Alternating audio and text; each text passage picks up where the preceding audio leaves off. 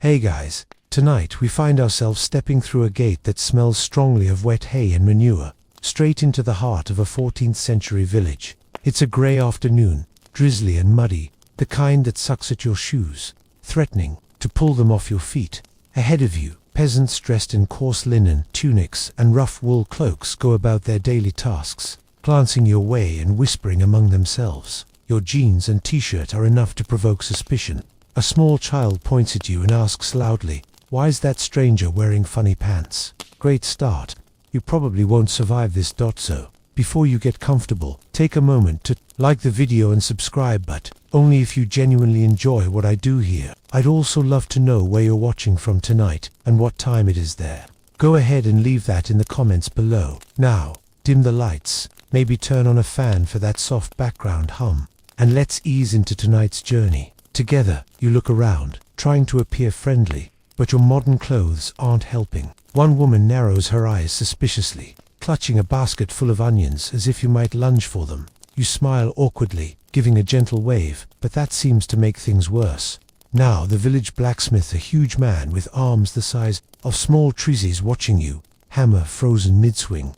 No one here trusts an outsider, especially one dressed like you just stepped out of a wizard's wardrobe. The village itself is modest. To put it generously, about 20 cottages cluster along a dirt road, each topped by a roof of weathered thatch that droops sadly like wet hair. Chickens dart freely, pecking at the muddy ground and chasing after insects frankly. They look cleaner than the children playing nearby. A dog, skinny and suspicious, sniffs your shoes and quickly decides you're neither edible nor interesting. At the center of the village stands a well constructed from stones, worn smooth by generations of hands pulling buckets. Two women stand, chatting, their voices carrying easily in the quiet village. One of them, clearly the gossip queen, gestures excitedly while her companion listens, occasionally nodding and glancing sideways at you. You catch a snippet about foreigners bringing trouble, and suddenly you feel more exposed than ever.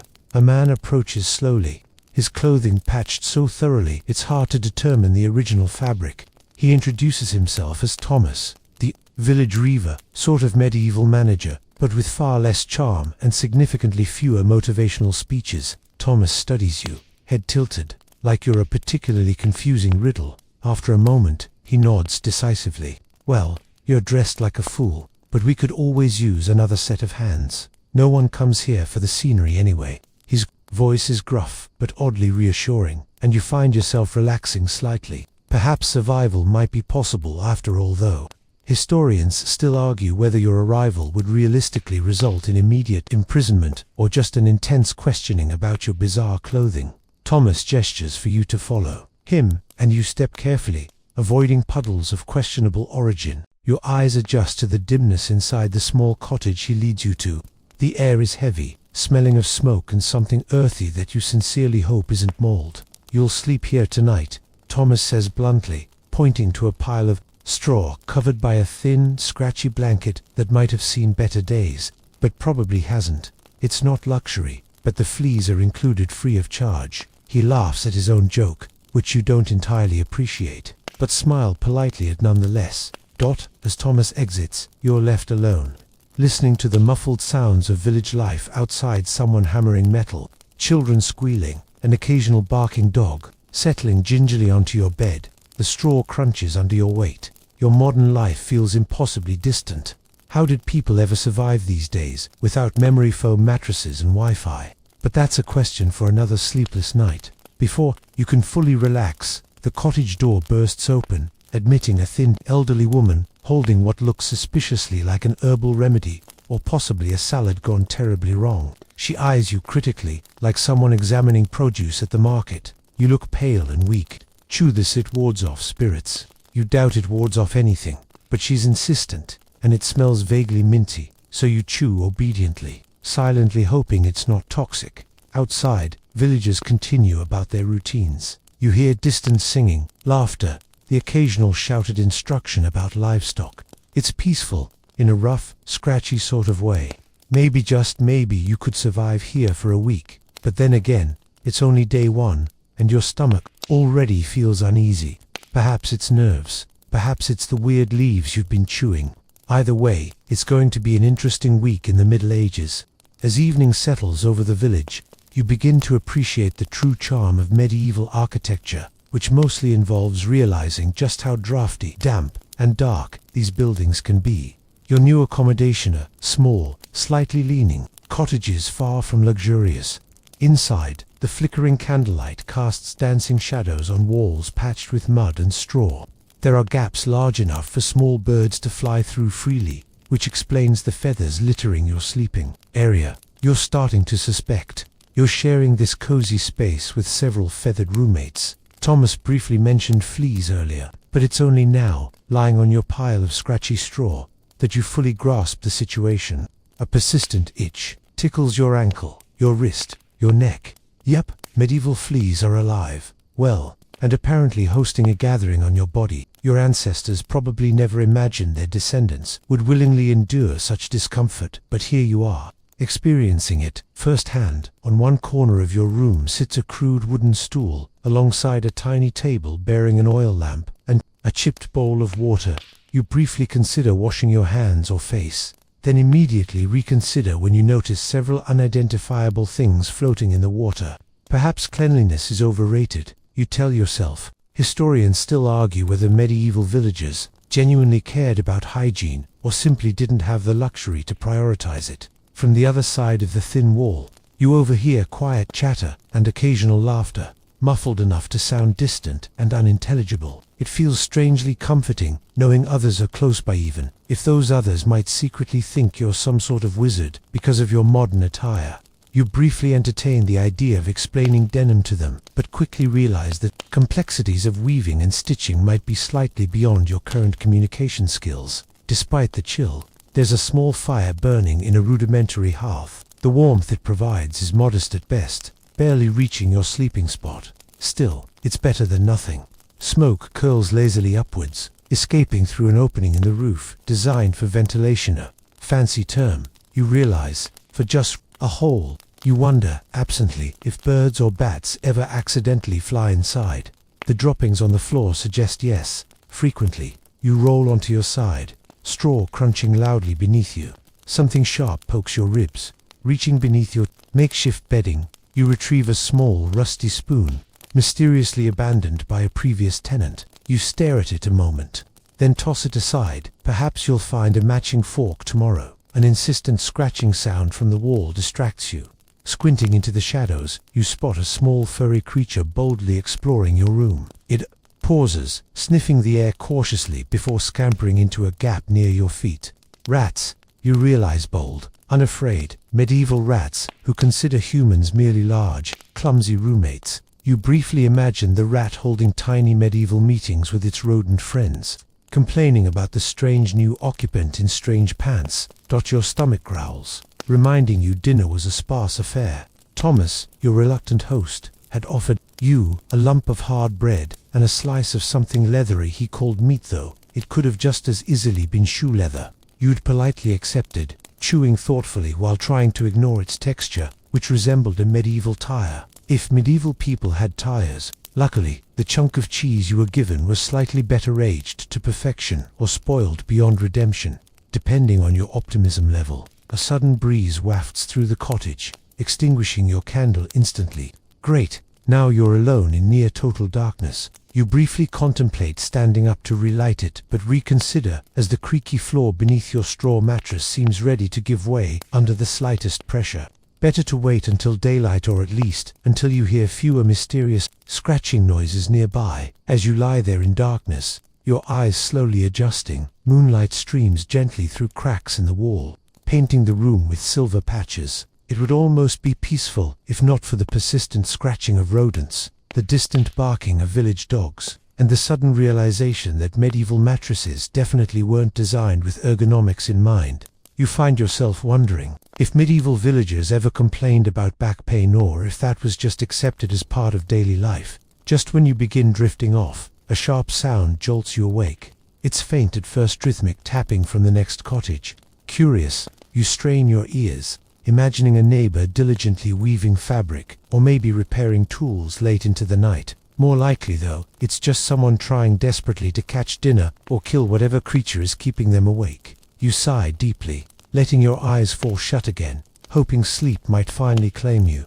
But the medieval night has other ideas. Somewhere nearby, an owl hoots insistently. A dog yelps sharply, silenced quickly by an irritated shout. And just as you start drifting off once more, the faint, melodic chant of monks from the distant monastery drifts through your thin walls, gently reminding you that medieval people rarely enjoyed uninterrupted rest. Eventually, despite every discomfort and every strange sound, sleep overtakes you. You drift into an uneasy slumber, dreaming strange dreams populated by villagers shaking their heads disapprovingly at your modern wardrobe and skeptical rodents, critiquing your poor choice of bedding. But don't get too comfortable, the sun rises early here, and your new medieval neighbors have plans for you tomorrow.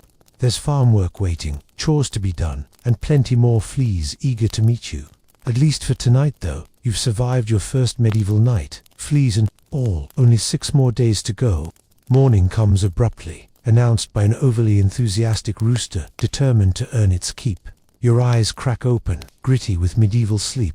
The smell of damp straw, stale smoke, and something distinctly earthy fills your nostrils. You try to recall the last time your morning involved anything other than a gentle phone alarm and freshly brewed coffee. But reality reminds you this isn't your cozy modern bed. Instead, you're sprawled on a thin mattress of straw, slightly flatter now, having spent the night compacting it with your body weight. Outside, you hear the village already stirring, voices muttering softly, footsteps trudging through mud, livestock bleating plaintively, stretching gingerly. Your back and shoulders protest their uncomfortable accommodations. Medieval ergonomics clearly weren't high on the priority list when designing straw bedding. You shuffle to your feet, ducking low to avoid hitting your head. On the sloping thatched roof, light streams weakly through gaps in the walls, illuminating the room just enough for you to spot your shoes still suspiciously damp from yesterday's muddy arrival. You tug them on with a grimace, bracing yourself for another day of medieval adventures. The fleas are already awake, apparently, and eager for breakfast, which is unfortunately you. A voice calls from outside your door. It's Thomas again, sounding impatient. Time to eat, friend. Work won't wait for sleepyheads. You step outside, reluctantly, squinting against the pale morning sunlight. The village is bustling gently, like an old clock gradually winding up. Villagers carry buckets of water, shepherd livestock, or chat in low, serious voices about crops and weather. Thomas thrusts a crude wooden bowl into your hands. Eat quickly. The day won't slow down for you. You peer skeptically into the bowl, realizing breakfast consists of what appears to be a thick, greyish porridge, dotted with suspicious lumps. The lumps could be berries or possibly insects. At this point, you aren't sure you even care. Alongside your questionable porridge sits a generous cup of something mildly alcoholic, which Thomas helpfully identifies as small beer.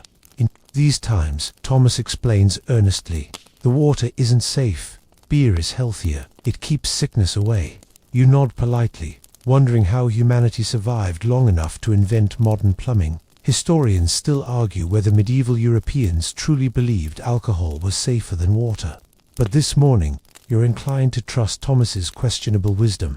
Taking a cautious sip, you find the ale thin, sour, and only mildly intoxicating though. You doubt medieval villagers could afford hangovers anyway. Around you, neighbors shovel spoonfuls of porridge into their mouths with startling enthusiasm, clearly untroubled by the mysterious lumps. Seeing your hesitation, a nearby woman gives you a reassuring nod. Eat up. It won't kill you, probably. You chuckle weakly, deciding to embrace the experience fully. After all, what's medieval life without a few mystery ingredients? The porridge is gritty and oddly textured, but at least it's warm, soothing your stomach slightly. You're surprised to find the tangy ale actually improves the flavor, or maybe that's just medieval optimism, finally kicking in. As you eat, the villagers chat about daily tasks and upcoming festivities. One particularly animated man loudly recounts how his cow escaped yesterday, causing a small village-wide spectacle.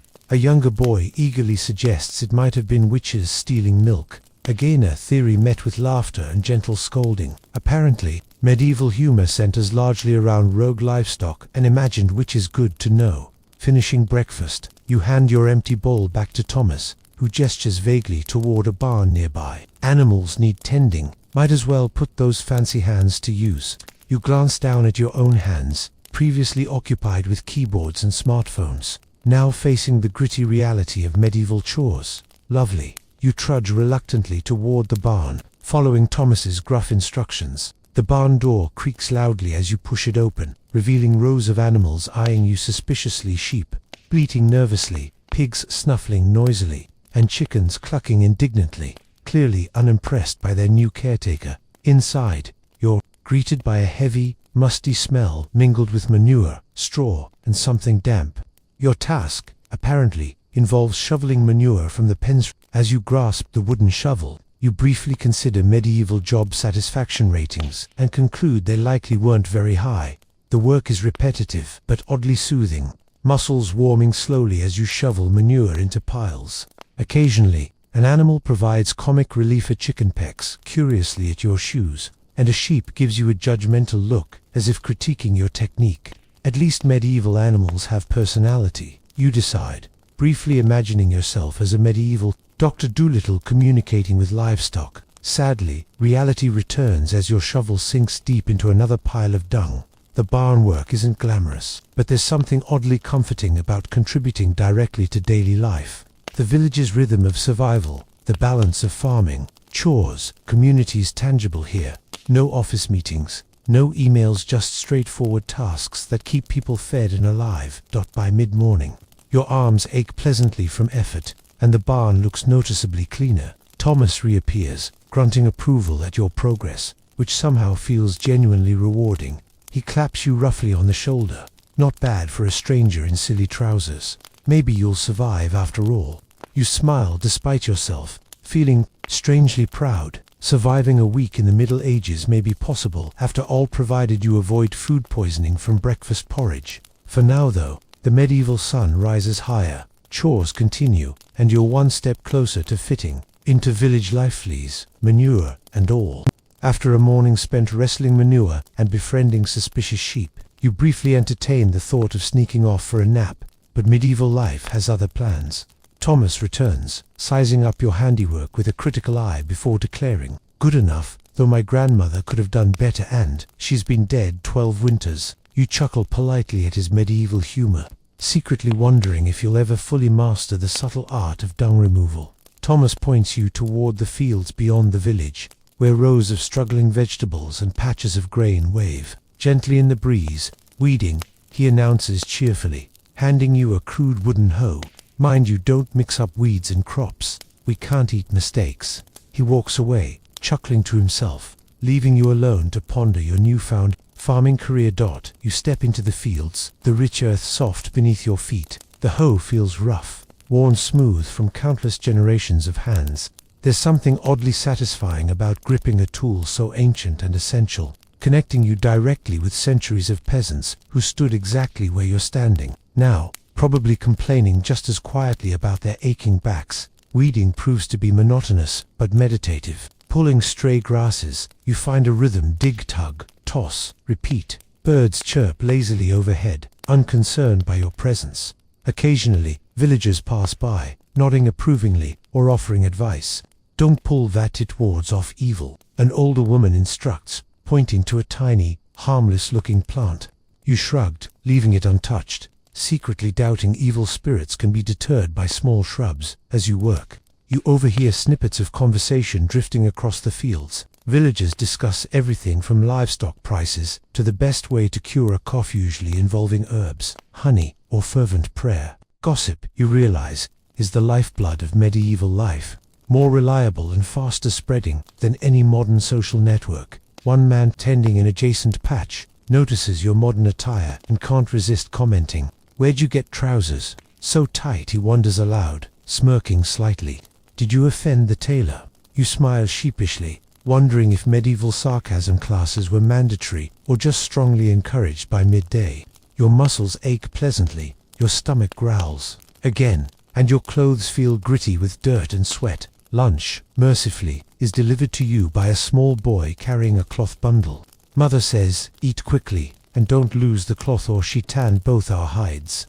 You accept gratefully, unfolding the bundle to find more bread stale, obviously, hard cheese, and an apple that has definitely seen better days. Still, hunger makes it surprisingly appealing.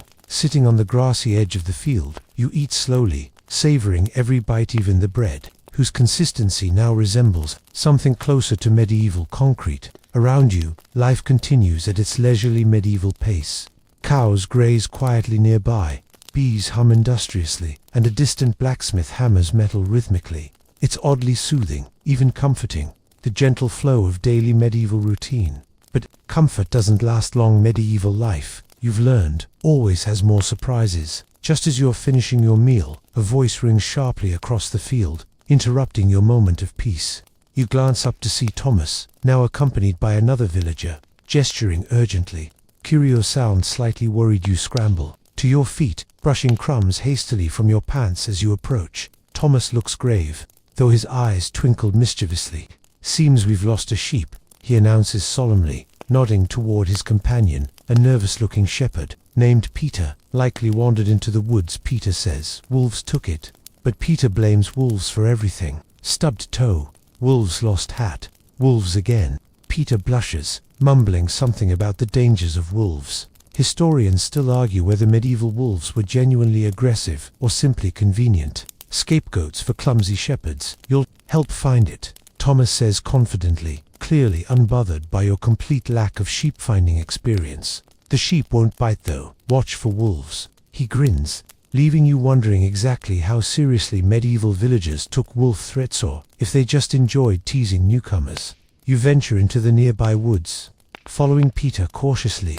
Trees close around you, sunlight filtering through, leaves in shifting patterns. Peter calls hesitantly for the lost sheep, his voice barely audible above the rustling leaves and birdsong. You join him, awkwardly shouting the sheep's name, something you never imagined doing in your lifetime. After a fruitless half-hour, Peter sighs dramatically, turning toward you. "Gone forever," he declares dramatically. "I'll tell Thomas. It was wolves." He expects nothing less. You nod sympathetically, silently marveling at medieval shepherd psychology, which apparently involves minimal actual sheep herding. Returning to the village empty-handed, you're met by Thomas, who seems entirely unsurprised by the missing sheep saga. He shrugs philosophically, murmuring something about wolves and fate, before sending you off to your next chore, this time stacking firewood behind cottages. By late afternoon, your arms ache from carrying wood, your feet hurt from hours of standing, and your stomach once again growls insistently. But there's satisfaction in your exhaustion. You've helped tend crops, searched for missing livestock, stacked firewood. Tasks simple yet essential. No complicated instructions, no emails, just honest, straightforward work. As the sun sinks low, villagers gather again near the well, exchanging stories about their day's lost sheep, stubborn cows, mysterious visitors in strange clothing. You're mentioned frequently, described variously as an odd wizard, a traveler, or possibly a very confused noble. You smile, amused by their theories. As evening approaches, Thomas pats your shoulder approvingly. "You've survived another day well done. Maybe tomorrow you'll find the sheep," he teases gently. You nod tiredly, secretly hoping medieval sheep finding isn't a daily chore. But survival seems slightly more possible now, even enjoyable. You've earned your tiredness, found rhythm in medieval simplicity. Tomorrow, though, promises more. Surprises like questionable hygiene practices and curious medieval toilets. But tonight, you drift peacefully toward rest, grateful that at least this day didn't involve more mystery lumps in your food, though you wouldn't entirely rule out tomorrow. As dawn creeps once again through the cracks of your humble medieval abode, your nose wrinkles instinctively at your own scent. You realize, uncomfortably, that it's been days since you've experienced anything remotely resembling modern hygiene. Thomas had casually warned you yesterday, with a cheerful shrug, that bathing was re-rand luxury for kings and queens. Apparently, medieval peasants wore their filth like a badge of honor, or at least quiet resignation. Still, the thought of a wash is too tempting to ignore. You stand, bones creaking in protest against your mattress of compacted straw, and peer cautiously outside. Morning in the village bustles softly, villagers carrying out chores beneath a sky streaked pink and gold by the rising sun. It would be picturesque, you think idly, if not for the overwhelming scent of manure, livestock, and unwashed humanity. Stepping outside, you spot Thomas immediately. He seems to be everywhere, standing near the well, chatting with villagers, As he gestures expansively, catching sight of you, he waves cheerily, calling you over. Feeling fresh today? He asks with clear sarcasm, eyeing your rumpled clothes and tangled hair. Or perhaps you'd like to risk a bath. You nod enthusiastically, desperate enough to endure whatever medieval washing entailed. Thomas chuckles knowingly, pointing toward a wooden barrel at the edge of the village, filled with murky water and already being eyed suspiciously by a curious goat. Enjoy yourself. Thomas smirks, clearly amused by your eagerness. We only change the water once, a fortnight. When it becomes completely green, your enthusiasm fades slightly as you approach the barrel. The water is cold, cloudy, and disturbingly communal, judging by the discarded rag hanging limply from the edge. Historians still argue whether medieval peasants actually shared bathing water willingly or simply lacked alternatives. But staring into that barrel, you're beginning to understand their hesitation. Still, cleanliness saw some version of it back. You dip the rag reluctantly into the chilly water, wringing it out carefully before scrubbing your arms and face vigorously. The cold shock jolts you fully awake, sending goosebumps dancing over your skin. As you wash, a curious crowd gathers. Children giggle openly. Villagers whisper and shake their heads at your peculiar eagerness to remove dirt. Clearly, medieval villagers viewed dirt as protective layering rather than something to wash away. One elderly woman leans closer, scrutinizing your efforts carefully. Careful not to wash too vigorously, she advises sagely. The skin is delicate, it needs dirt to stay healthy. You nod politely, privately disagreeing but respecting her medieval dermatological expertise. Another villager, a younger man named Henry, watches skeptically. That's good water you're wasting, he mutters. Better suited for animals than people. Judging by the goat now happily slurping from the barrel's edge, Henry might have a point. Hygiene, you're learning, is far more complicated in the Middle Ages than simply choosing the right soap. In fact, soap, if it exists at Alice, probably locked away in a noble's castle, guarded fiercely as a precious luxury. Feeling marginally cleaner, at least psychologically, towel off with a rough cloth, already chilled from the cold water. Nearby, the goat finishes its drink, staring at you briefly as if passing judgment on your efforts before trotting away indifferently. You briefly envy its simplicity, no worrying about soap or germs, just a casual acceptance of medieval filth. Returning to the village center, you're quickly reminded of the day's chores. Thomas gestures broadly toward a pile of laundry awaiting your attention. Since you like water so much, he jokes, you can wash these. Laundry, it turns out, involves pounding clothes vigorously against rocks by a stream, using only river water, some ash, and your own rapidly diminishing enthusiasm. Scrubbing vigorously, you wonder if medieval fabrics ever fully dried or simply molded slowly, their dampness a permanent feature. As you work, villagers gather nearby, spreading laundry or fishing in the shallow stream. Conversations drift around rumors of witches in nearby towns, debates over whether onions truly prevent illness, idle speculation about your strange clothes and stranger bathing habits. Apparently, you're now the village celebrity. Your hygiene efforts already becoming legendary. By midday, your hands ache, raw from scrubbing rough fabric.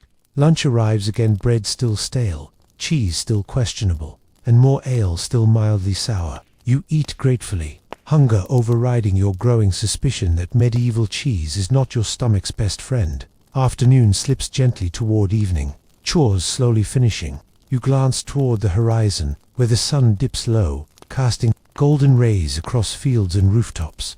In this quiet moment, medieval life feels oddly peaceful, simple, unpretentious, earthy. Perhaps cleanliness is overrated after all. At least, you try to convince yourself that as darkness settles once again over the village, you return wearily to your straw mattress, exhaustion pulling at your limbs. Your brief attempt at cleanliness already feels distant here, skin gritty again from dirt, sweat, and the gentle embrace of medieval grime. Still, you smile faintly at the memory of shocked villagers watching your enthusiastic scrubbing. Perhaps tomorrow you'll attempt cleanliness again, though maybe not. After all, in the Middle Ages, dirt is practically fashionable. Closing your eyes, you let sleep begin to take hold. The night is quiet, punctuated only by distant animal sounds and occasional murmured voices drifting from neighboring cottages. You're beginning to adjust almost to medieval rhythms, accepting fleas, dirt, and questionable cheese as your new normal. But tomorrow promises another challenge, entirely navigating medieval toilets. For now, though, you rest comfortably, embracing the simplicity of this strange, gritty life you've stumbled into. Surviving a week in the Middle Ages suddenly feels achievably slightly itchy. Morning arrives gently today, softly waking you with muted bird calls drifting through the cottage's patchwork walls. You open your eyes slowly, half expecting the peaceful illusion to shatter abruptly. This is, after all, the medieval world, where comfort is suspiciously fleeting. Your muscles protest the cold stiffness of the straw bedding as you sit up, stretching and yawning quietly. You briefly imagine your modern bed, sheets freshly laundered and scented faintly with fabric softener, but reality quickly snaps you back. Your current bed smells more like damp hay and the goat who visited yesterday. Outside, you hear villagers already moving about, soft voices murmuring sleepily, animals rustling and snorting in their pens. Stepping outside your cottage door, you feel the morning chill bite at your skin. Villagers nod greetings, busy preparing for another day's chores. You quietly hope breakfast today doesn't involve yesterday's suspicious porridge. Though optimism feels increasingly risky in the Middle Ages, your stomach rumbles impatiently. But before you can ponder breakfast further, you feel another, more urgent call, nature's call, to be precise. With mounting dread, you recall Thomas mentioning medieval toilet arrangements. Medieval plumbing, after all, is less about pipes and porcelain and more about vague trenches and open pits. You sigh deeply, realizing you can't avoid this particular medieval adventure much longer. Approaching Thomas cautiously, you ask where villagers usually go when nature calls. Thomas chuckles heartily, clearly amused by your discomfort. "The trench," he says simply, pointing vaguely toward the edge of the village. "Just follow the smell, impossible to miss." You smile weakly, turning toward the indicated direction, your enthusiasm quickly plummeting. As you walk, the unmistakable odor grows stronger, a pungent cocktail of human waste and stagnant water. Soon enough, you find yourself staring into the trench, a shallow ditch stretching behind the cottages, filled partly with water and partly with medieval deposits. Several villagers are already present, engaged in casual conversation, apparently untroubled by the communal nature of the facility. Privacy, clearly, wasn't a major medieval concern. Historians still argue whether medieval people genuinely accepted communal toilets without embarrassment, or simply had no other options. Either way, your modern sensibilities are thoroughly tested. You find a slightly less crowded spot along the trench and quietly perform your business, pointedly avoiding eye contact with your neighbors. Completing the task, you notice the complete absence of toilet paper. Instead, there's a shared bucket filled with damp moss and scraps of cloth. You sigh deeply, reminding yourself hygiene standards were different then, though different feels like an understatement. As you finish, an elderly villager named Agnes nods approvingly. "You'll get used to it," she reassures kindly, patting your arm with a surprisingly clean hand. "Medieval life isn't fancy, but it's honest."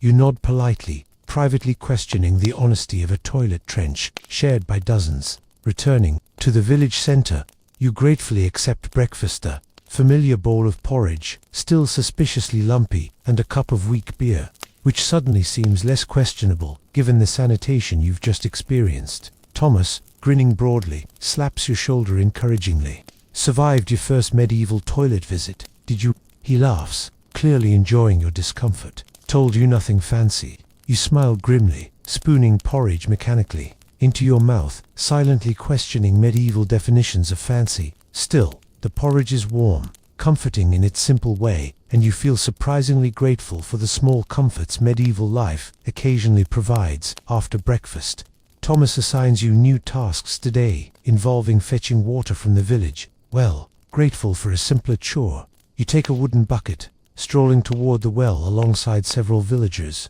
Conversations swirl around you, discussing crops, livestock, and village gossip, mostly involving your strange clothes and stranger behavior. At the well, you lower your bucket slowly, ropes creaking gently under the strain. Water splashes faintly at the bottom, echoing softly.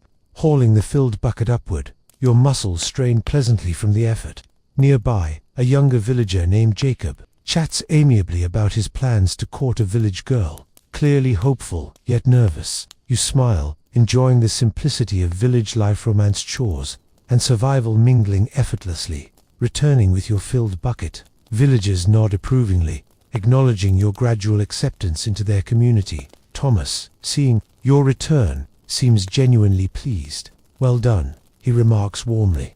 "Maybe you'll make a proper villager yet, though your clothes still look ridiculous." Afternoon passes swiftly, filled with various tasks: repairing fences, stacking firewood, helping villagers mend clothing. Simple chores, yet rewarding in their straightforwardness. Conversations flow easily around you, villagers laughing and teasing gently. Your awkward modern attire has become a joker-friendly ribbing that somehow feels inclusive. By evening, your stomach rumbles insistently again. Dinner is simple but welcome: more bread, cheese, and salted fish, surprisingly delicious despite its strong flavor. You eat slowly, savoring the moment.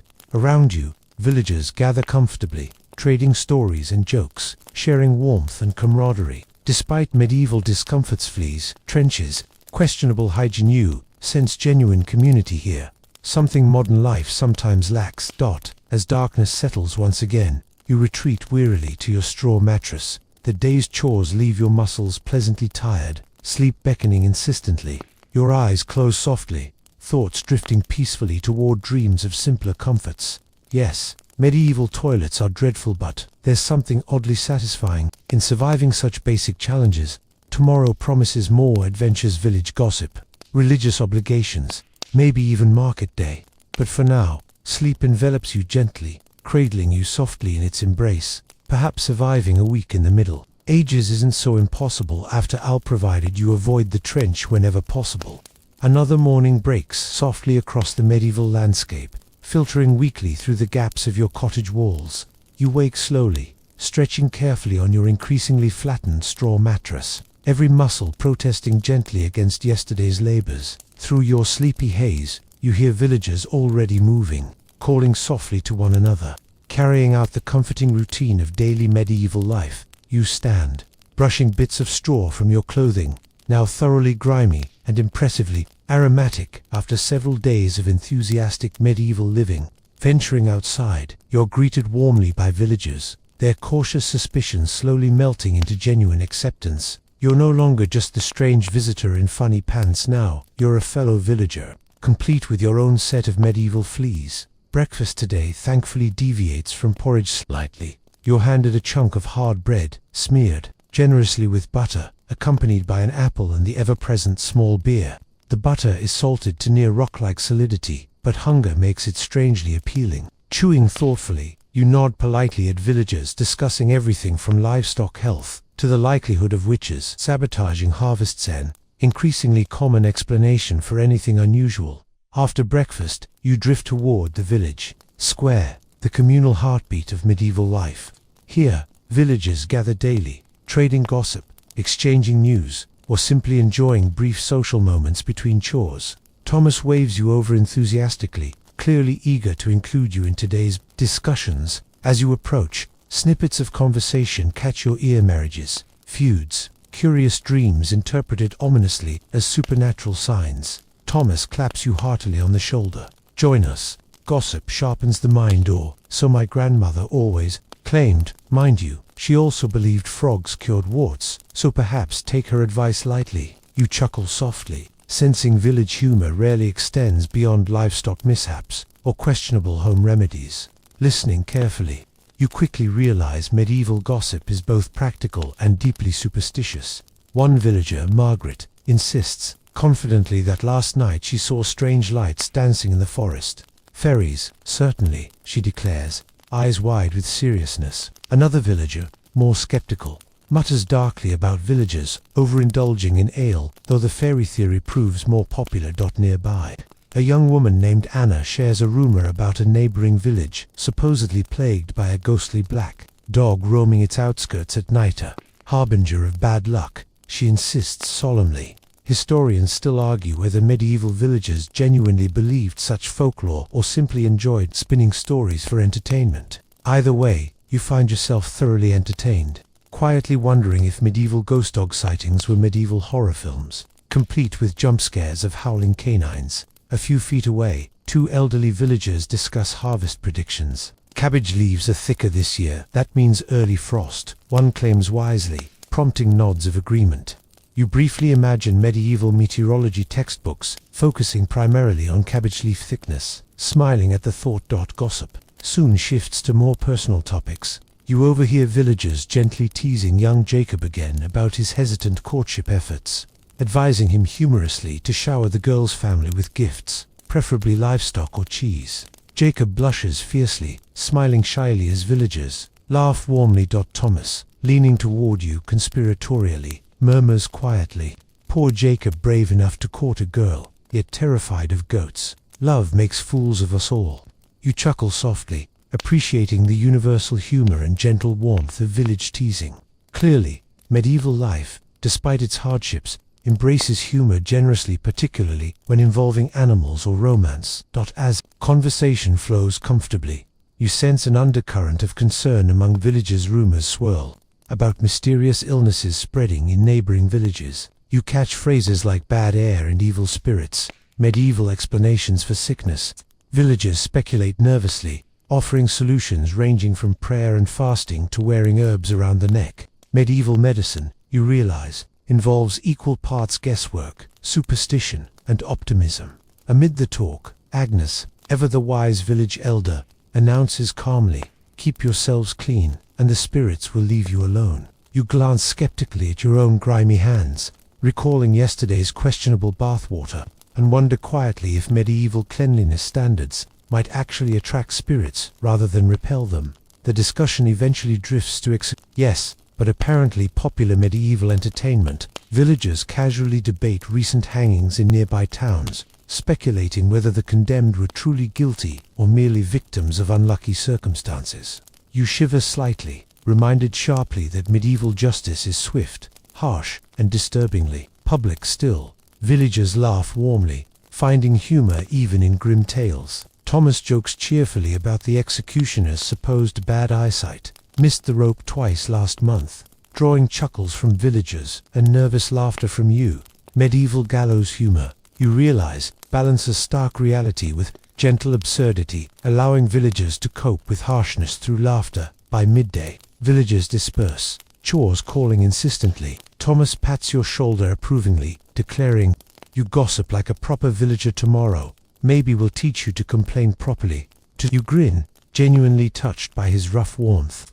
Medieval life, you realize, might lack modern comforts, but its community is deep, supportive, authentic. Afternoon chores pass swiftly, stacking hay, repairing fences, feeding animals. Simple, familiar tasks now, satisfying in their quiet purpose. By evening, your muscles ache gently, your clothes grimier than ever. Dinner awaits, another simple meal, comforting in its familiarity.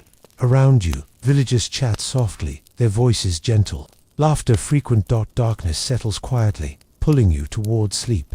Your straw mattress seems softer tonight, or perhaps medieval exhaustion finally overcomes discomfort. Closing your eyes, you drift slowly into restful dreams, warmed by village community, soothed by simplicity. Medieval gossip, superstition, absurdity is comforts, strangely forming gentle rhythms guiding medieval survival. Tomorrow promises more church obligations, monks chanting softly, bells tolling insistently. But tonight, peace envelops you, fully, whispering gently of community, humor, belonging. Surviving a week in the Middle Ages suddenly feels deeply, possibly even comfortable.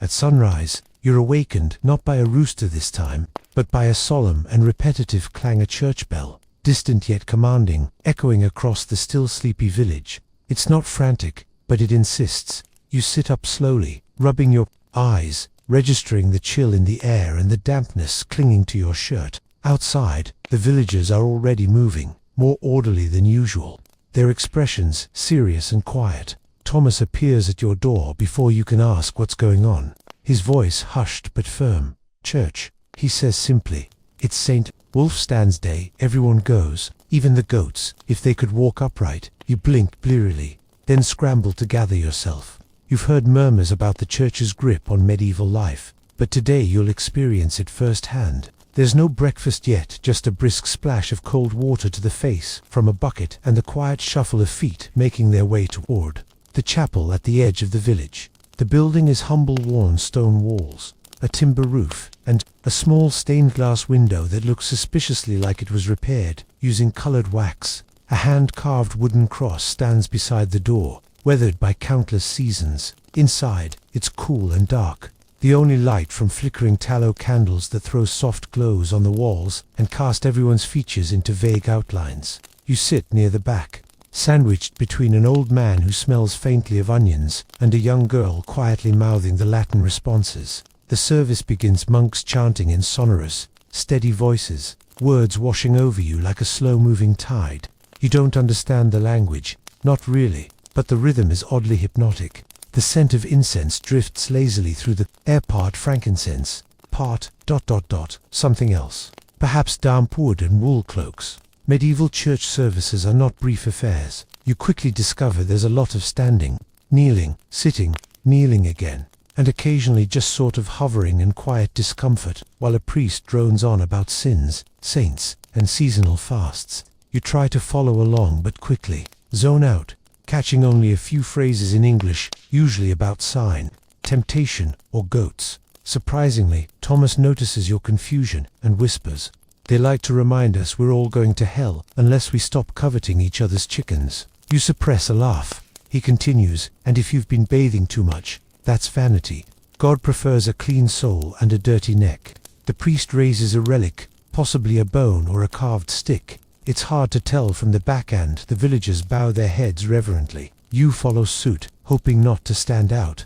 Historians still argue whether all medieval villagers were truly devout or simply performing social obligations, but judging by the sincerity in the bowed heads around you, the line between faith and conformity feels blurred. When the service ends nearly 2 hours later, though it felt longer, you shuffle out into the bright daylight, blinking like you've emerged from a tunnel. Villagers chat quietly, comparing sermons, asking what the priest meant by sins of the tongue, and debating whether fasting tomorrow includes cheese or just meat. You walk slowly with Thomas, who explains that church isn't just a place for spiritual practice, it's also the village's main social hub, cosmic courtroom, and local rumor mill. Miss a service, he says, and you might miss who's being fined, who's confessing to stealing eggs, or which monk snored during prayer again. It's also where news from beyond the village arrives.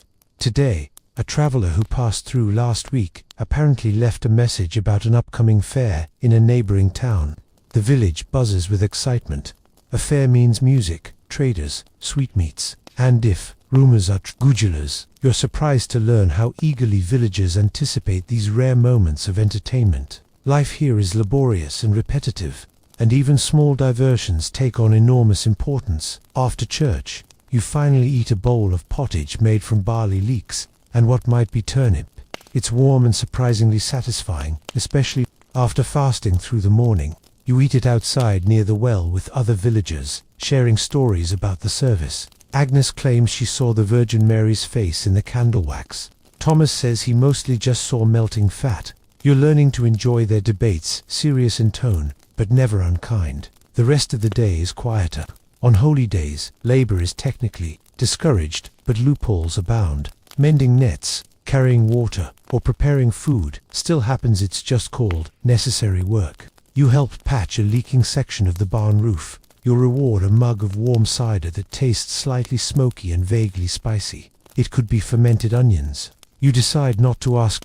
Later in the afternoon, a group of children invites you to a game involving stones, sticks, and confusing rules. You play anyway, tripping often but laughing easily. The game ends when a chicken wanders into the field and is declared the winner. No one argues. Evening brings calm once more. Candles are lit. The village settles into its slow rhythm, mending and preparing for the next day. You find yourself reflecting on the role the church plays, here not just spiritually, but socially, structurally. It binds the village, gives it rhythm, provides rituals in a world that otherwise feels wildly unpredictable. As you climb into your straw bed, exhausted from both standing and kneeling, you're not quite sure if the sermon cured your soul, but it certainly grounded you in the strange, sacred routines of this ancient life. You're no closer to sainthood, but at least your neck is acceptably dirty by medieval standards. The village sleeps early in the Middle Ages, lulled to rest by fatigue. darkness, and the quiet creaks of timber settling under its own age. You, however, lie wide awake on your ever-crunchier bed of straw, listening to the curious symphony of medieval nighttime. Outside, the wind whistles through the thatch, snaking through every available crack in the cottage walls, tugging playfully at your blanket, and occasionally depositing flecks of dust into your face. The soft hooting of an owl drifts in from the nearby woods, accompanied by the shuffle of something not quite footsteps, not quite nothing moving just beyond your line of sight. The night here is very much alive. You pull the rough blanket up to your chin, nose twitching at the blend of musty straw, cold air, and something faintly sour that may or may not be your socks. You'd planned to drift off icily after a long day, but medieval nights have a way of reminding you that peace and quiet are relative terms. A sudden high-pitched squeak jerks your eyes open. You freeze, holding your breath. Another this time and, definitely closer. You glance upward, spotting the unmistakable silhouette of a rat, its tiny feet pattering along the rafters, pausing now and then to peer down at you, like a landlord checking in on a dubious tenant. You briefly consider throwing your shoe at it, but the rat seems unfazed, and honestly, you're starting to respect its confidence. Villagers, you're learning, are accustomed to these nightly disturbances. Earlier, Thomas warned you casually, don't mind the noises there, either rats, ghosts, or Jacob's sleep snoring. Only one bites. He didn't specify which, and now you wish you'd asked for clarification. Despite the distractions, you try to settle into sleep, listening to the low murmur of wind and the rhythmic creak of the cottage beams swaying with the breeze. Somewhere down the road, a dog barks once, abruptly, then falls silent. Maybe it saw the ghost dog the villagers gossiped about earlier. Maybe it saw another rat. Honestly, those two options might be interchangeable by now. You shift slightly, adjusting your straw pillow if one can call a flattened bundle of dried grass a pillow, and finally begin to drift off. That is, until the candle guttering across the room flares suddenly, and then dies, leaving the room bathed in a gentle darkness pierced only by moonlight. The silence after the flame extinguishes is profound, almost reverent. You lie there, breath slow, listening, and in the quiet, you begin to notice the texture of nighttime in the Middle Ages, how even silence has a certain weight to it. There's no hum of distant traffic, no buzz of electronics, not even the faint glow of a clock. There's just the pulse of the wind, the murmur of trees, and the soft, slow breathing of the village around you. Then, as if on cue, a church bell tolls, slow, deliberate, and unsettlingly close, for such a sleepy hour. One toll, then silence. You remember Thomas mentioning that the bell tower had a mind of its own, sometimes struck by monks sleepwalking, sometimes just rattled by wind. Historians still argue whether such late-night bells signaled actual events or just, well, accident. Either way, it's effective at making you very aware of your own heartbeat. Eventually, your eyes begin to droop again, the sounds around you blurring into a comforting haze. You almost miss the soft creak of a door, a murmur, then laughter, quiet stifled giggles, the kind you hear from children sneaking around long after bedtime. You sit up slightly, peeking through a crack in the wall. Out in the lane, two young boys are tiptoeing past the cottages with something large and wobbly in their arms. Is that a pig? Yes, it's definitely a pig, and it's clearly not theirs. You stifle a laugh. Medieval pranks are bold, it seems, and involve livestock theft with a comedic flair. The boys disappear into the darkness, muffled giggles trailing. Behind them, you lie back down, a smile tugging at your lips. Somewhere tomorrow, there's going to be a very confused farmer. The village eventually returns to stillness. Not silence, there's no such thing here but stillness. And in that stillness, you finally allow yourself to soften. The straw pokes you less tonight, or maybe you're just too tired to care. The itch of the fleas fades. Even the rat seems to have gone quiet, presumably satisfied with your offering of unattended crumbs from dinner. Your breath slows. Your limbs sink deeper into the straw, and though your body lies in the 14th century, your mind begins to drift somewhere. Time blurs, and stories unravel gently into dreams. The last thing you hear is the faint rustle of leaves, the sleepy coo of a dove settling into its nest, and the quiet, creaky groan of the cottage around you, settling into its ancient bones. You've survived. Another medieval day and, more importantly, another medieval night. Tomorrow, they say, is market day. And if you think you've seen chaos already, just wait.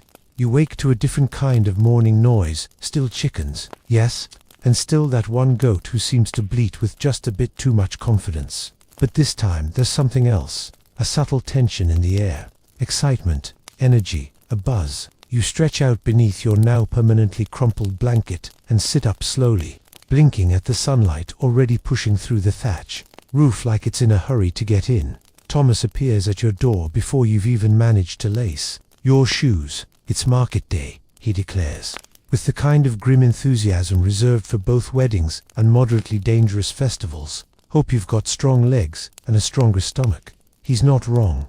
The village is already humming with activity. Carts creak over the dirt paths, their wheels threatening to fall apart at every jolt.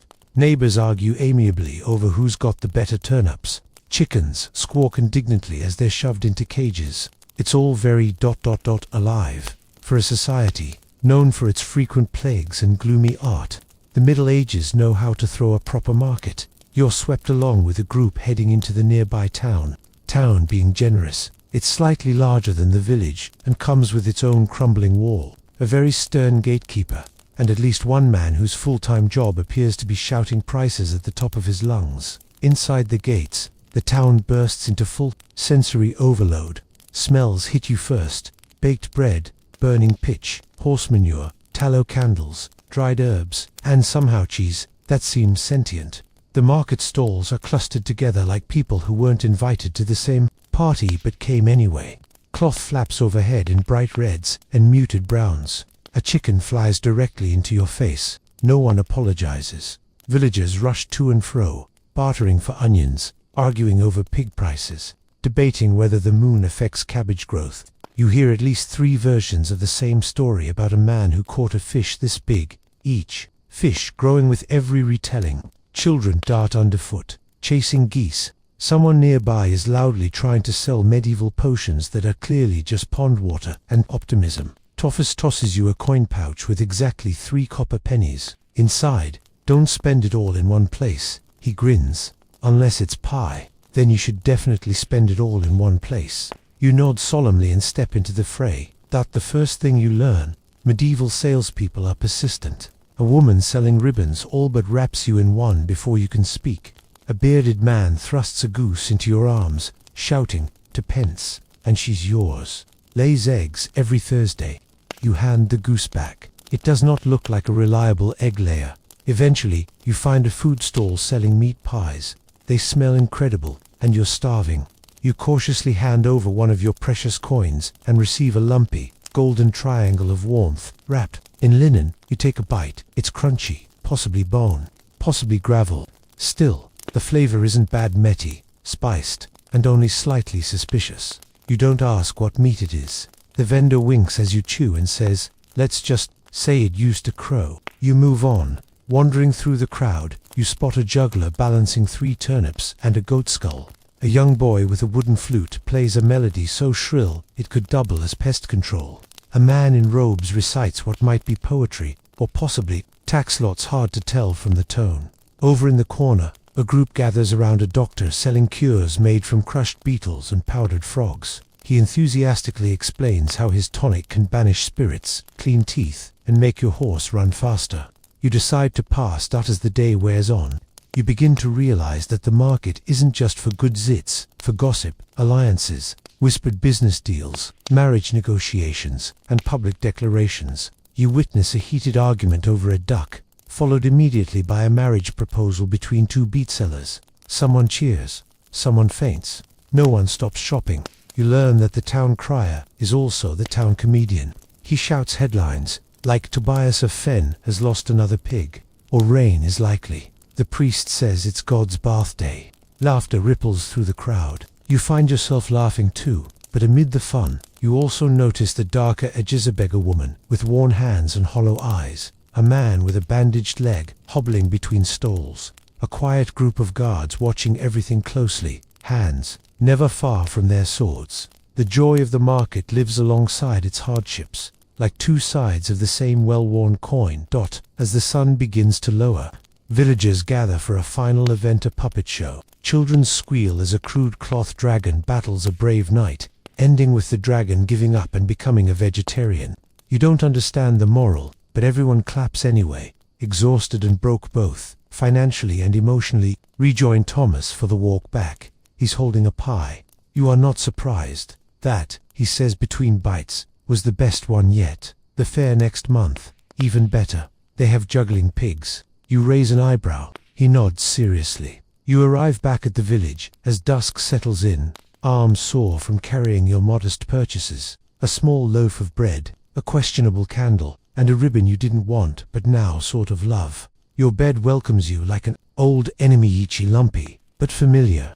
You collapse into it, head spinning slightly from the noise and smells of the day. You close your eyes to the fading echoes of the market. Laughter, bells, haggling, distant flutes. You've survived medieval market day, and despite the goose incident, the ambiguous pie, and the accidental ribbon theft, you'll return it tomorrow. Probably. You almost miss it already. You wake to the sound of humming. It's not melodic, exactly more like someone trying to comfort themselves while dealing with something deeply unpleasant. You sit up slowly, blinking at the pale morning light seeping through your walls. Thomas's wife, a stern woman with arms like tree trunks and a gaze that could strip paint off a wall, is crouched over a small pot of something that smells like garlic, mud, and possibly despair. You ask if she's cooking breakfast. She snorts. No, this is for your foot. You look down. Right. That stubbed toe you barely noticed 2 days ago, probably from tripping over the chicken during laundry, has decided to announce itself in dramatic fashion. It's red, slightly swollen, and throbbing with the angry energy of something that clearly didn't get the attention it deserved. Thomas appears behind you, grinning. Don't worry, we'll have you fixed up quick. Medieval medicine is very ... thorough. He says thorough the way one might say unforgiving, and before you can protest, his wife begins smearing the pungent poultice onto your toe. It's cold, slimy, and gives off the distinct aroma of something that once lived in a swamp. You try not to gag. Medieval medicine, you soon discover, is a balancing act between superstition and sincerity. For every garlic poultice, there's a whispered prayer. For every herbal remedy, there's a matching chant. You sit stiffly as Thomas produces a small, curved knife and starts talking about the benefits of controlled bleeding. You hold up your hands quickly. Just the herbs, thanks. He shrugs, slightly disappointed. Suit yourself. Though Agnes swears by leeches. Sure enough, Agnes arrives moments later with a small cloth bag containing 3 very active leeches. Just in case, she chirps cheerfully, as if offering you a handful of fresh berries. You decline. Instead, you're treated to a herbal foot soak made from marigold, vinegar, and rainwater collected during the lucky moon. You have no idea what that means, but everyone takes it very seriously. As your foot soaks, villagers take turns stopping by to inspect it like it's a particularly troublesome goat. There are a lot of opinions. Looks cursed, says one man, solemnly. Definitely damp spirits, another adds. Historians still argue whether medieval people truly believed in spiritual causes for illness, or if it was simply their way of processing the randomness of infection. Either way, your toe is now the village's main point of interest. As your foot stews in medieval salad dressing, you're handed a hot drink that tastes like tea. If tea were made from boiled bark and sadness, you sip dutifully, resisting the urge to ask if it's meant for healing or just punishment. Agnes assures you it will realign your humors, though she doesn't specify how or what a humor actually is. With your foot wrapped in a mixture of herbs and hope, you limp outside to join the rest of the village, who are already discussing the next course of treatment. Prayer. You're ushered into the church again, this time not for a feast day, but for healing. The priest offers a solemn blessing over your toe, lighting a candle and muttering Latin in the hopes that divine intervention might succeed where garlic failed. You can't help but appreciate the effort. Between Thomas's concern, Agnes's enthusiastic leeches, and the priest's cautious optimism, it's clear medieval medicine may lack precision but not heart. That afternoon, you're given the rare treat of rest. Healing requires stillness, says Thomas, as he hands you a rake and points toward the haystack, but not too much stillness. So you rake hay, slowly, carefully, enjoying the break from heavy labor. Nearby, children chase each other with sticks, giggling wildly. A dog sleeps in a patch of sun, Someone sings a tune about a goose that joined a monastery, possibly based on a true story. Judging by the tone, midway through your raking, an elderly man named Walter approaches.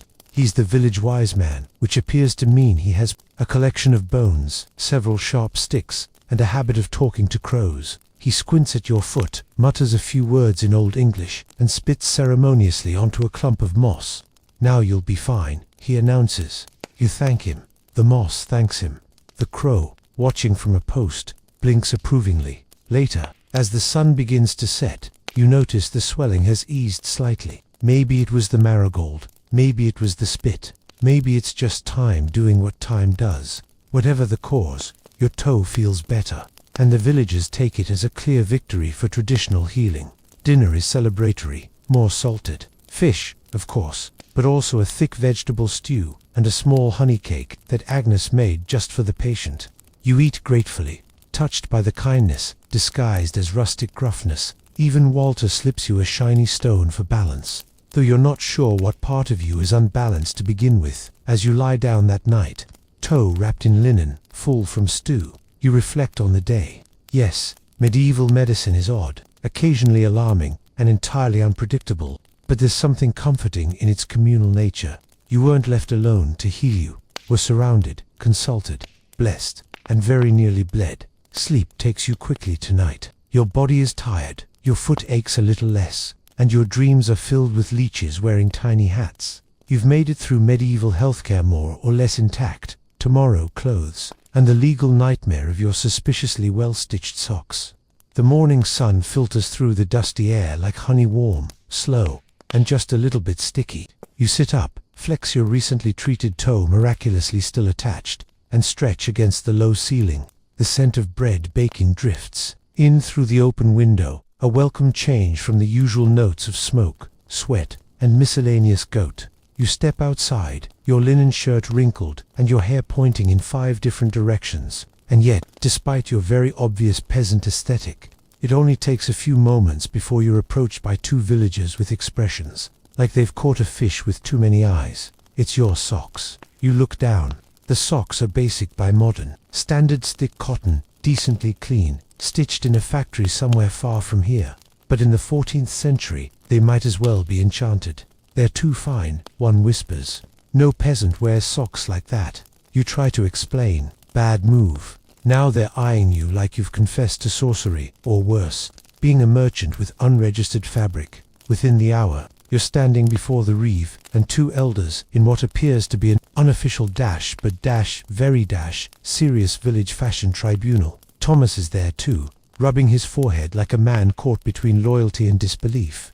We have rules, says one elder sternly, pointing a trembling finger at your feet. Sumptuary laws, meant to keep people in their proper place. Sumptuary, laws, those delightful medieval regulations that dictated who could wear what, based on social class, profession, and occasionally the color of your hat. Historians note that these laws weren't always enforced, but when they were, they could be alarmingly specific.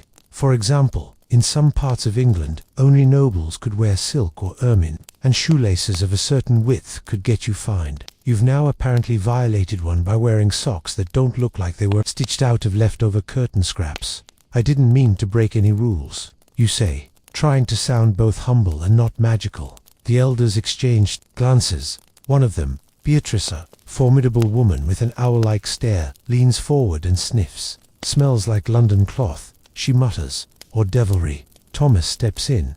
Thankfully, he's not from here. His clothes are strange, but he means no harm. Might just be confused. That earns a round of nods. Confused peasants are familiar. Enchanted tailors, less so. That the tribunal decides not to punish you this time, but your socks are confiscated and replaced with a coarse wool pair that itched like sandpaper made of regret. The fashion drama ends, but your ankles will be complaining for days after this excitement. You're assigned to help mend clothes under the watchful eye of Matilda, the village seamstress. She eyes you with suspicion, then hands you a wooden needle and a ripped tunic that smells faintly of moldy cabbage. If you can make those socks, she says, you can stitch this. You try your best. You really do. But halfway through your first attempt, the needle snaps. Matilda sighs heavily. like a teacher who's just been told their student ate the chalk again. She takes the tunic from your hands and gets to work. Her fingers a blur. "You're better off growing the wool than touching it," she mutters. As she works, she shares her perspective on fashion law enforcement. "It's not about clothes," she explains. "It's about keeping the world from tipping over. If a peasant dresses like a merchant, what's next? Cows attending mass, chickens running taverns." You nod solemnly. In truth, you suspect chickens already run this place. You've seen the way they strut. Around midday, you're given a break and a boiled turnip for your troubles. You sit in the sun, watching a group of villagers dyeing fabric in large vats. The colors are mostly dull browns, grays. Sickly greens in brighter dyes are expensive and often reserved for the upper class. Still, there's a certain beauty to the process. The slow stirring, the steam rising, the way colors deepen with every dip. You're learning that even fashion, so often dismissed in history as a system of power here, who wears what isn't just personal preference, it's politics, economics, survival. Later, a man arrives in the village with a cart of approved cloth for Silathi, scratchy fabrics perfect for the everyday serf. The village buzzes with excitement. Beatrice insists on inspecting every roll, muttering about pastels being gateway colors. You watch in awe as villagers haggle with surprising ferocity over a particularly nondescript bundle of brown wool. Eventually, you're allowed to choose a tunic from the surplus pile. You opt for a beige one that smells like moss and is only mildly damp. It fits poorly, but no one looks at you sideways. You're finally dressing the part. Your socks may have caused a scandal, but your tunic earns a nod of approval from Agnes. "Now you look like someone who's truly given up," she says warmly. As evening falls, the villagers gather around a fire. There's singing off-key but sincere, and someone tells a story about a man who wore crimson breeches and was struck by lightning as God intended. Laughter echoes through the square. You smile, pulling your new scratchy tunic tighter against the chill. As the fire dies down and people drift off to sleep, you head to your straw bed, scratching idly at your new socks. They itched horribly, but you'll never be accused of suspicious fashion again. Tomorrow promises storm clouds and possibly leaks in the roof. But for now, you've survived medieval textile law. You've adjusted your wardrobe. And best of all, you've still got both fetif, not quite your dignity. The rain starts in the middle of the night, quiet at first, soft tapping, like someone drumming lightly on a table just outside your window. You shift on your straw bed, half asleep, pulling your rough wool blanket up around your shoulders. The cool air feels oddly refreshing after days of smoke, sweat, and farm dust. For about 10 seconds, it's almost pleasant. Then the wind shifts, and you realize there's a leak. Actually, no, several leaks. A whole celestial constellation of drips now pattered down through the thatch above you, one landing directly on your nose with the pinpoint accuracy of a drop that has clearly been practicing. You sit up with a groan, brushing away straw that's somehow stuck to both your cheek and your sock. It's dark, damp, and vaguely smells of wet squirrel. By the time the sun begins to rise behind clouds, the color of old pewter, half your bedding, is soaked. You try moving your straw pile to a drier spot, only to discover that the entire cottage has joined in welcoming the storm. The thatch above is no match for this kind of weather. Every wall seeps, every beam groans, and your socks, yesterday's regulational legal ones, squish with every step. Thomas, dry as ever in his home up the road, which you're beginning to suspect is slightly better constructed than yours, appears, with a grin. First real rain, a welcome to the wet half of the year. How long does the wet half last? You ask, already knowing you won't like the answer. He shrugs. About 9 months. Rain in the Middle Ages isn't just inconvenient, it's borderline apocalyptic for anyone without proper shelter. And let's face it, few cottages qualify. The roads instantly become thick with mud, shoes clog with sludge, and the smell of wet wool pervades every breathing space. There are no umbrellas, no raincoats, and definitely no weather apps to lie to you about 20% chance of drizzle. Still, life continues. Villagers go about their day wrapped in cloaks and damp resolve. You're tasked with helping reinforce the pig shed, which involves stacking soggy hay and redirecting a miniature river that's formed outside its door. One of the pigs watches you with the unimpressed gaze of someone who's seen dozens of confused peasants try and fail to outmaneuver. Rainwater. Don't let it in the pen, Thomas calls out, pointing at the water, or the pigs'll sulk. Sure enough, One of them grunts disapprovingly as your trenching effort reroutes a puddle slightly too close to its hoofs. The rest of the village is in similar, spirits grumbling good-naturedly, heads down, hands busy.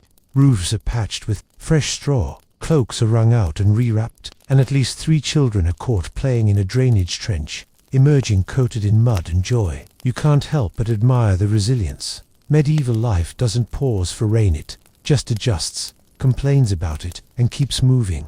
Around midday, you're invited into Beatrice's cottage, dry, warm, and smelling of herbs and boiled turnip for a lunch of onion stew and hard cheese. You accept gratefully, sitting close to the fire while your clothes hiss quietly from evaporation. As you eat, Beatrice tells you about the great flood of 20 years ago, when the river swallowed 2 homes, a cart, and 1 exceptionally slow pig. The pig survived, she notes.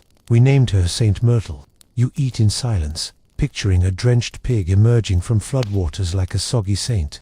The stew is plain but warming, the cheese slightly pungent. You'd never seek it out voluntarily in modern life, but here cold, wet, and grateful it tastes like kindness. After lunch, you help carry firewood to families with particularly drafty roofs. You visit one cottage where the entire back wall is missing a chunk, blocked only by a hanging tapestry of a vaguely disappointed angel. Keeps the wind out, the woman inside insists, smiling as her 3 children dance barefoot around a fire barely bigger than a candle. Later in the afternoon, the rain lessens to a drizzle. You take the opportunity to walk the village with Thomas, checking for damage. A chicken coop has partially collapsed, a cartwheel is stuck fast in mud, and someone's thatch roof now features a new skylight. Still, the mood remains oddly light. Medieval villagers expect hardship, they plan for it, and when it shows up, they simply sigh, adjust, and find the humor where they can. We once had to share a cottage with 3 goats during a storm like this, Thomas tells you as you help him patch a neighbor's eaves. One of them snored louder than my wife. We still argue over who was worse. You laugh, genuinely. The work is wet, and the air smells permanently of mildew. But there's something comforting about how calmly they handle discomfort. It's not dramatic, it's just life. Evening brings a short break in the clouds, and golden light pours down over the village in wide, warm shafts. Everything glistens: mud, straw, even the pigs. You sit with Thomas on a log outside his cottage, sipping weak cider as the last of the storm clouds drift off like sheep who've lost interest. You'll get used to it, he says, handing you a dry woolen cloak someone lent him years ago and never reclaimed. Or you won't, but either way, you'll be damp. That night, back in your soggy cottage, you sleep curled in the driest corner you can find, wrapped in your new cloak, straw tucked behind every leak you can plug. The rain has passed, but the damp lingers, clinging to every surface like a bored house guest. Still, you've survived your first medieval storm without pneumonia, trenchfoot, or being mistaken for a water spirit, and that, by 14th century standards, is a roaring success. The rain is gone, not just paused or faded, but gone. You wake to birdsong, real birdsong, the kind that sounds like it's echoing through freshly washed trees. Light beams in through your patched-up roof, dancing off the newly placed straw, with something approaching optimism. For a moment, you almost forget you're in a century where forks don't exist, and medicine includes leeches with names. You sit up, stretch, and feel the residual dampness in your socks, which is now just a faint chill rather than a full-body swamp.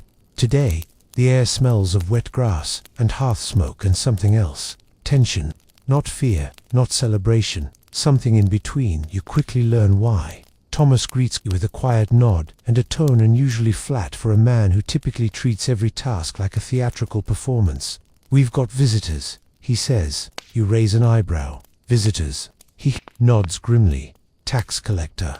And just like that, the calm breaks. The village is already stirred into a quiet flurry. People whisper and shuffle. Small debts are repaid with frantic urgency. Chickens are hidden. Pies are moved. Children are instructed not to speak unless directly asked, and not to mention any new goats. The tax collector arrives by midday, accompanied by 2 guards wearing chainmail that clinks with each self-important step. Their horses big, muddy, and mean-looking snort steam in the chilly air. The collector himself is thin, pale, and dressed in a cloak so black it seems to absorb sunlight. His eyes scan the village like he's memorizing. Every door that might be hiding an extra sack of barley. He carries a small book and a very large quill. You get the distinct impression he enjoys the size of the quill more than the actual bookkeeping. Taxis in the Middle Ages are not just about money. They're about crops, goods, favors, and fealty. Peasants owe a portion of their harvest to their lord, and sometimes a separate tithe to the church, and then just for good measure something extra to the crown. Even your breath feels taxable today. Villagers line up solemnly, each carrying something to offer: a sack of oats, a pair of boots, a reluctant-looking goose. The collector examines each item with theatrical disinterest, nodding or scowling before making a mark in his book. His guards remain silent, though one is chewing something, possibly tobacco, possibly sadness. Thomas pushes you gently toward the back of the line. Stand straight. Don't say anything clever.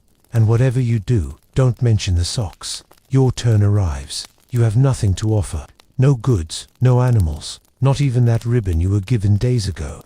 The collector eyes you suspiciously, clearly not sure whether you count as taxable property or just a nuisance. He asks your name. You hesitate, then give him the name Agnes told you to use in emergencies. Roderick of ...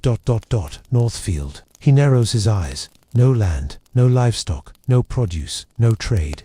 You smile weakly. Just visiting. The guards look mildly interested. The collector makes a long, slow note in his book. We'll keep an eye on you, Roderick. Back in the crowd, Thomas shakes his head. You're on a list now, he says. That's not good. Lists mean paperwork. Paperwork means men with swords eventually show up. You try to laugh it off, but a distant trumpet interrupts you. Everyone turns. A second group of men approaches from the road. Different uniforms, different flag. Thomas mutters under his breath, "Oh, excellent. The king's men." It's a small unit of soldiers, traveling officials sent to inspect the region. They're not here for taxes, they're here for bodies specifically. They're here for able-bodied men to join the king's military campaigns. The press gang, they make no announcement. They just begin asking questions. Who is unmarried? Who is not vital to the village's work? Who has no dependents? You realize quickly that you check every box. You back slowly toward the side of a haystack as the official questions villagers, jotting down names. No one points at you yet. Agnes notices your alarm and steps in front of you, blocking you from view with a surprisingly solid shoulder. "This one's simple," she says sweetly to the officer. "Doesn't speak much. Bit daft. Eats like a pig. Works like a mule. Better left here, I think." The officer glances over at you, shrugs, and makes no note. You exhale slowly. By the end of the day, 2 villagers are chosen to join the next conscription, both young men, both stunned, silent. There's no fanfare, no goodbyes, just firm hands on shoulders and a long walk toward the road. As the soldiers leave, the mood in the village is heavy. The tax collector remains, lodging overnight in the Reeves' house, no doubt inspecting ledgers by candlelight. The guards stand outside, sharpening blades that probably don't need sharpening. Dinner that night is quiet. A thin stew, thick bread, and somber conversation. You eat slowly, grateful for every bite, even if the stew has the consistency of boiled grass. Thomas sits beside you and sighs deeply. "It's not always like this," he says, "but it's often enough. The king always needs something, and when he doesn't, someone else does." You nod, feeling the weight of the system pressing down like wet wool. But you also realize something else despite the absurdity, the discomfort, and the bureaucracy wrapped in mud and mystery. This village protects its own. They hid you, covered for you, let you wear your ridiculous tunic in peace. You are, somehow, part of the system now, itchy socks and all. As you settle into your bed that night, the air is unusually still. No rats, no leaks, no wind, just the heavy quiet of a village that survived another round of unwanted attention. Tomorrow, the fair comes, and you have no idea what to expect. You wake to singing. Not the melodic chant of monks, not the sleepy mumbling of villagers starting chores, but real, festive, slightly off, key singing drifting in from somewhere down the lane. You blink at the sunlight, now pouring generously through the roof with the same disregard for privacy as a curious goat. Today is different. The usual churn of muddy routine has lifted. Even your straw bed feels a shade less unforgiving. It's fair day. As you shuffle outside, you find the village transformed. Bunting, if You can call frayed ribbons and hanging herbs. Bunting flutters between thatched rooftops. Children run barefoot through the lanes, faces painted with ash and berry juice. Someone is already roasting something on a spit. It smells questionably like goat, possibly last night's. Thomas greets you with a grin and a flower crown tilted precariously on his head.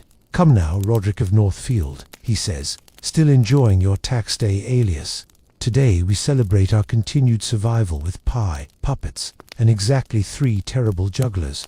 The village fair is the closest thing to a holiday you'll get. It's not extravagant. There are no fireworks, no parades, no dramatic speeches, but there's joy, laughter, the kind of humor that only surfaces when a community collectively agrees to forget, for just one day, how hard everything usually is. The square is packed with makeshift booths.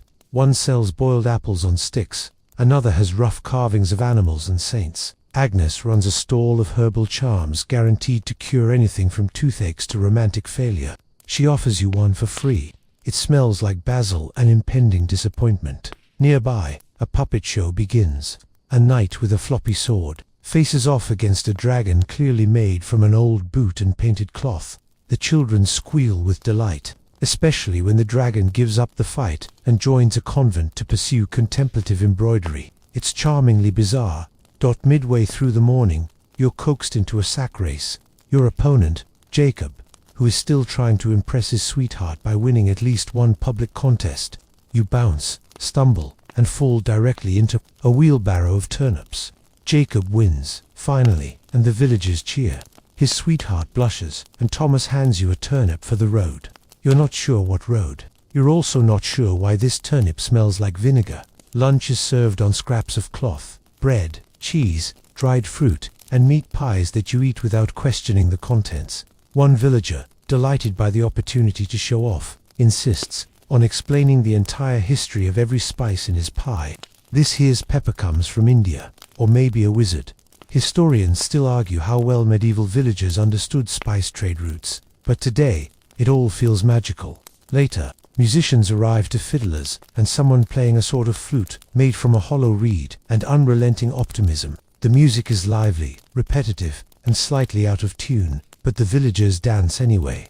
You're pulled into the chaos by Matilda the seamstress, who, despite her nonsense personality, dances with the controlled fury of someone releasing an entire year's worth of stitching-related stress. Children weave around adults, trading pebbles like currency, and challenging each other to see who can eat a plum without making a face. One girl wins with an expression of complete emotional shutdown. She's 6.